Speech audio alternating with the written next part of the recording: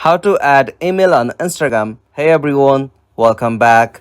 In this video I will show you how can you add email on Instagram. So let's get started. First, as you have to open Instagram app with your account. After you open Instagram, you'll get this kind of interface. From here, at the bottom right, tap on your profile icon. From your profile section, tap on three lines at the top right. From settings and activity, tap on account center. From account center, tap on personal details. From here, tap on contact info. And from here, at the bottom, tap on add new contact. From here, choose for add email. After that, enter the email address you want to add.